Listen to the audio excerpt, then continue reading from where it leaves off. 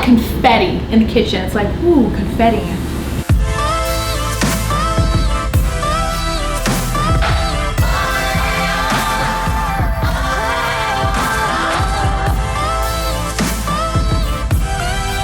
Today we're gonna be making gluten-free pizza dough from scratch with the roller.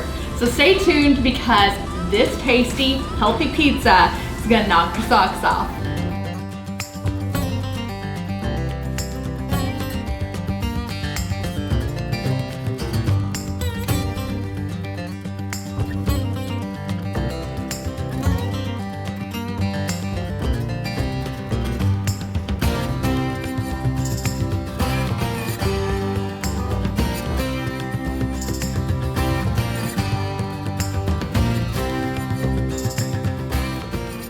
I love eating pizza. It's one of my favorite things to eat because it's just got cheese on top. You put some little pepperonis, you put some little basil. It just tastes so good. But sometimes pizza doesn't like meat and it causes bloating and all that kind of jazz that is not fun. So a great alternative that I found is gluten-free pizza dough crust, which I'm going to be making today and showing you how to make it from scratch. So this is the gluten-free 1-to-1 powder that I use, and I'm going to include a picture of it right here so you know what it looks like, and I'm going to include a link to it below so you can buy the same exact brand. And while you're down there, if you can hit that subscribe button, that would knock my socks off. And if you hit the bell button up at the top, you're going to get notified every time there's a new video. So that would make my day if you guys did that so that we can continue making tasty and healthy recipes together. And if you use the links below when you're shopping on Amazon, I am officially an Amazon affiliate. So the products don't change in price, but when you shop with those links, I end up getting a percentage of that purchase.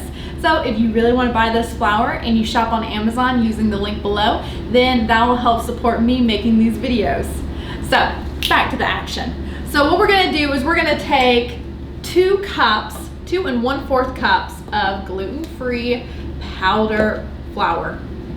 All right, so now we're gonna get 2 and 1/4 cups of this gluten-free flour and we're gonna add it to our mixing bowl. What I have found making pizza dough, guys, is that it is a dance, and you guys know that I love to dance, but it is a dance in the sense of keeping the ratio of stickiness and soft dough where it's not chalky to a fine science. And so I haven't figured out the exact measurements, but this is the starting place, and then what I do is I just drizzle flour onto the mix to help find that balance. Okay, so now what we want to do, now that you guys have heard my Reader's Digest, then we are going to take 1 tablespoon of baking soda and we're going to add that to the mix. The baking soda is going to help with it rising, so because since we don't have gluten in this mix, it's going to need all the help that it can get. So now what you want to do is you want to take 1/4 teaspoon of salt and you want to sprinkle that in to the mix. I just eyeball the salt with my little salt box, and I just love the salt box too because it has a little magnetic strip on it, so it grabs every time. So it keeps your salt nice and fresh, and that's going to be linked below too if you want that as well. So now what you want to do is you want to mix together all of your dry ingredients so that those are nice and evenly mixed and combined. We're going to be using the hand whisk today because it just feels more in touch with the food. Okay, so next what we want is we want to get 1/4 cup of butter. And so what I do is I put it into a glass so that I can put it in the microwave. And now that we have this in the glass measuring bowl, we can put it in the microwave, let it melt, and then see and make sure that it's exactly at 1/4 cup.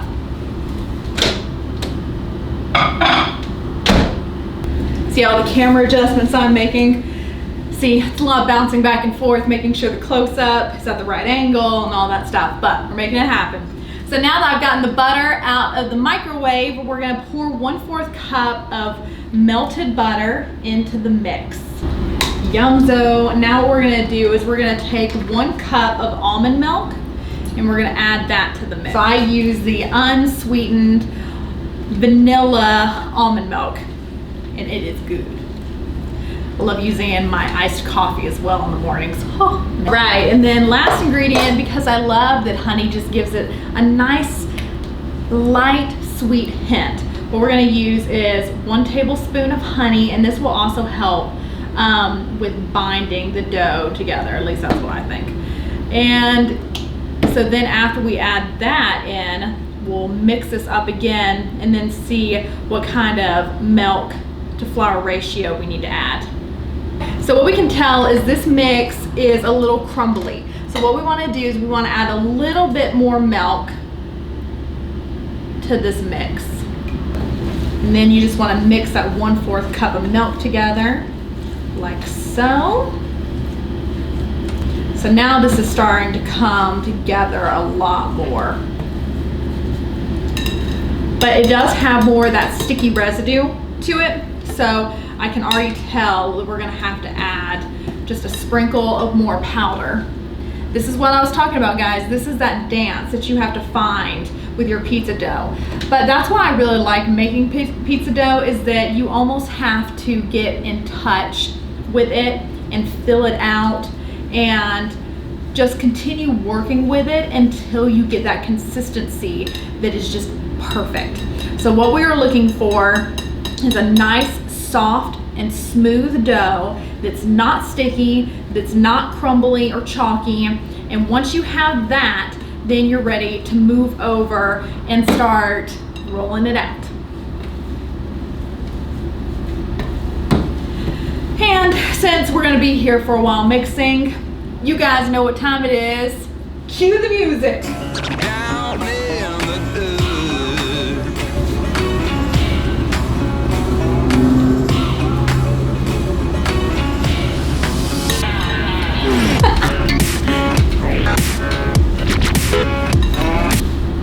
All right, guys, now what you'll start seeing is this is starting to ball together. And that's what you want. You want your pizza dough to start removing from the edges and balling together in one piece. And that's what you can see that this is doing. I'm gonna lift it up so that the close-up camera can see. So see how it is staying in one piece as you move it around? So this is a good place for it to be moved over, for us to start rolling it out and really kneading it together. We're gonna add some more powder to it once we get to that stage, but this is in a really good place right now. All right, so now what we're gonna do is we're gonna take our cutting board and we're gonna take some more flour. We're gonna sprinkle it on top of the cutting board, because this is where we're gonna roll it out and really knead our dough together. So you just want to pat that all over the cutting board. And the reason that we're doing this is we don't want the dough to stick to the cutting board. We want it to roll around easily and not get stuck anywhere. Okay, so now we are going to roll out our pizza dough onto the cutting board. Wow, guys, look at that. Look how that is all nice and balled together. That is gonna be some delicious pizza dough. And then let's get this little pieces out of the whisk. Cannot lose any pizza dough. No pizza dough was lost in the making of this video. Great. As you can see, there's a glossy shine to this pizza dough. So now what we're gonna do is we're gonna sprinkle powder on top of the pizza dough, because you don't want it to have that glossy shine to it. You want it to have a mattified look. This is going back to my cosmetic days working at the Clinique counter. You don't want shine on your face. You want that mattified look. Same thing with your pizza dough. You don't want shine on your pizza dough. You want a mattified look. So we are going to make sure that this is all nice and matte. Look at that, guys. That is turning out to be perfect. So we're just flipping it around and then we're gonna knead it together. It's starting to break apart, so this is a point where you don't want to add any more flour to it. If it gets to the point where it is too chalky and it's falling apart on the cutting board for you, what you just want to do is you just want to go get a cup of water and you just want to sprinkle some water on the top of it and then continue kneading with it. But don't panic, because you can always keep working with your pizza to make sure that it has the right consistency. So don't ever give up on it, just keep working with it and it will turn out the way that you want it to. Look at this. This is turning into such beautiful dough. So now that we have kneaded our pizza dough together, what we are gonna do is we are gonna take a nice stainless steel roller. I like using a stainless steel one because it really helps to not stick to the dough. So we are just gonna gently knead this out. Oh, look at that, guys. And when you're kneading out your dough, what you wanna do is you want to work clockwise around it. So just like this is the clock needle, you just wanna keep turning that around your pizza dough so you get a nice even circle. So we're just gonna keep rolling that out like so. And then we're gonna roll it back towards us. I'm so excited that we're gonna be eating pizza tonight. And this is the thing, you know, I think that people assume gluten-free means less fun, but this pizza dough looks just as good as pizza dough that's made with all-purpose flour. So it's all about your ingredients and how you make it work. You know, making gluten-free recipes is all about how you look at it. You can always figure out a way to make your favorite recipes work if you just do enough research and experimenting. And this recipe has really been a lot of experimenting on my part to figure out a really good gluten-free recipe that would still allow me to enjoy a treat that I truly love. Look at that, guys. Look at that. All right, so now what you're gonna see, what I'm doing is I'm patting the edges just to help define that circle, because I'm kind of anal about it being a circle. So, and this side is a little high, so you do want to make sure that your pizza dough is the even height all the way across, because that will help you with baking. All right, so now what we're gonna do is we're going to take our pizza tray, and this is what we're gonna use to cook it in the oven. There is a slight shine on this pizza dough, so once we transfer it over to here, before we start putting the ingredients on it.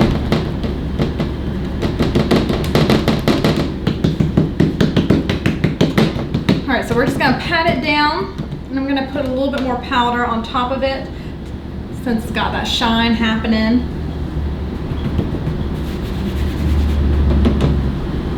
I feel like I'm playing when I'm making pizza, you know? It doesn't even feel like cooking. You just feel like you're playing with Play-Doh. It takes you back to like those childhood. Okay, great. Guys, that looks awesome. So you should take a moment, pat yourself on the back, because that was not easy. And now our oven is ready. Perfect timing. I didn't time that like that, but it worked out well. So right before we put it into the oven, what we want to do is we want to paint on some olive oil onto the crust. So we are going to put this dough in the oven before we put all of our ingredients on it. But in order for it to have a nice baked in flavor, what we want to do is we want to just paint on some olive oil so that while the dough is cooking, the nice olive oil flavor is baking into it as well. Great.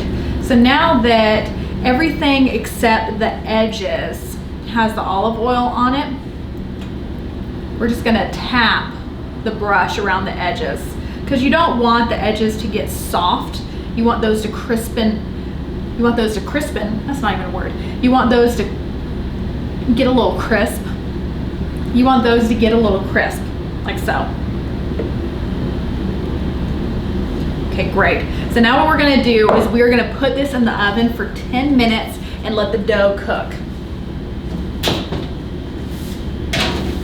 Ooh, sizzle. All right, guys. So now that we just let the dough cook, what we want to do is we want to glaze it with some more olive oil on top. I like that it has like a nice little toasty look to it. And so now when we put it back in, we just want to cook it long enough for the cheese to melt, because now we have a perfectly cooked dough. Not olive oil glaze is just making it nice and shiny. This is the part when you do want it to be shiny.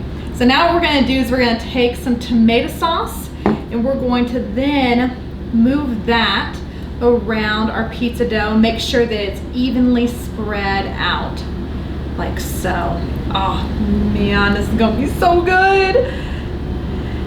And see, now when we put it back in, you only wanna cook it for about 5 more minutes. The oven is set to 450 degrees, but that's just enough to make sure that the cheese is gonna melt and the toppings are gonna get nice and toasty. Let's add a little bit more tomato sauce.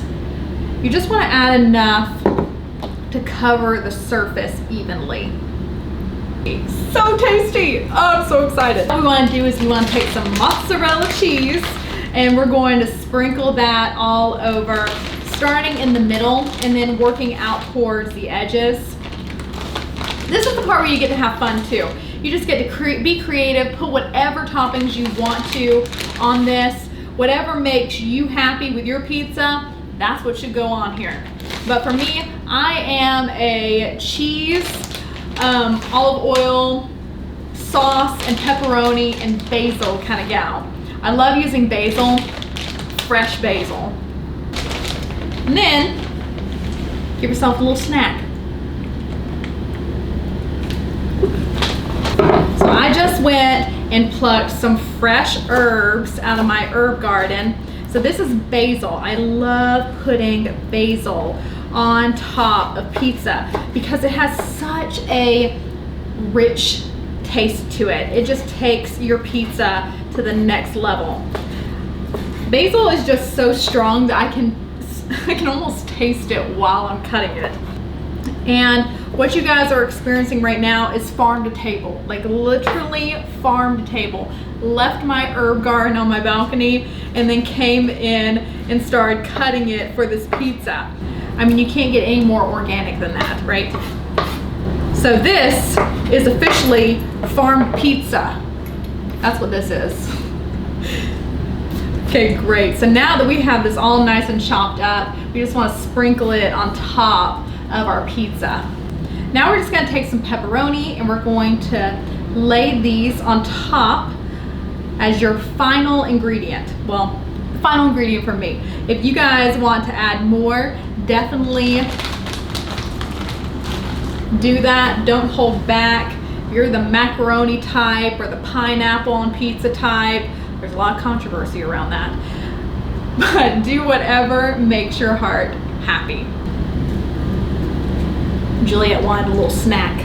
There's good pepperoni, right? We're gonna take this, we're gonna put it back in the oven for about 5 minutes.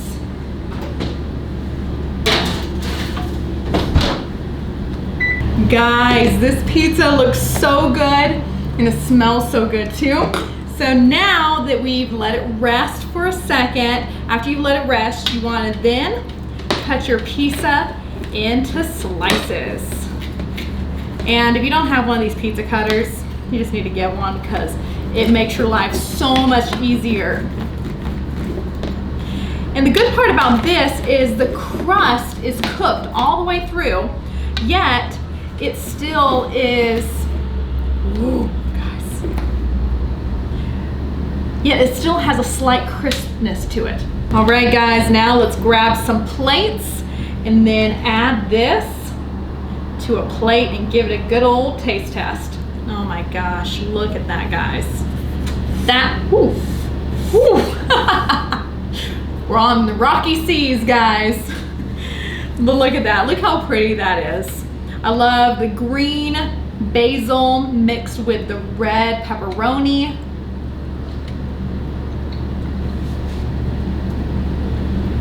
Guys, that is so good.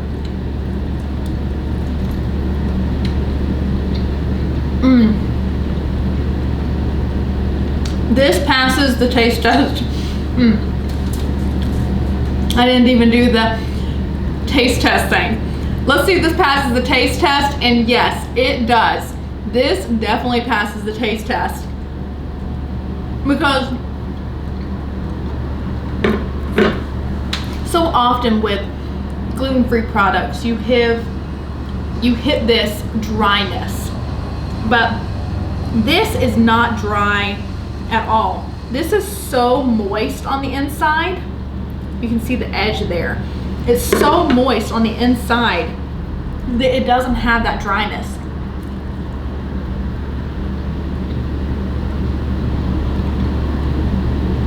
This is really good.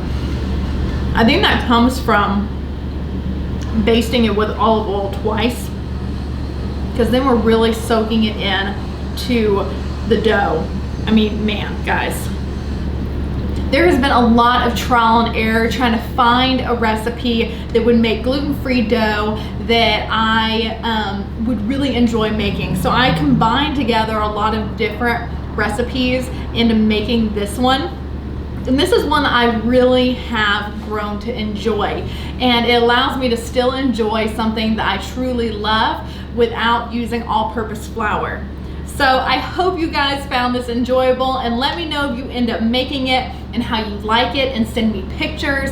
If you're making this and you're posting them on Instagram, please tag me at Southern Urban Life, because I want to see what you're making. I want to see what you're doing. And if you alter this recipe in any ways, let me know, because I want to learn too. So I hope that you guys come back next week, because I make new videos every week on healthy lifestyle tips and tasty recipes, so that we can get healthier and stronger together and keep making recipes that are homemade and healthy. So if you haven't already, go down, subscribe below, and that's where you'll find the entire recipe with the ingredient listed out. So until then, guys, I will see y'all next Monday. Bye, y'all.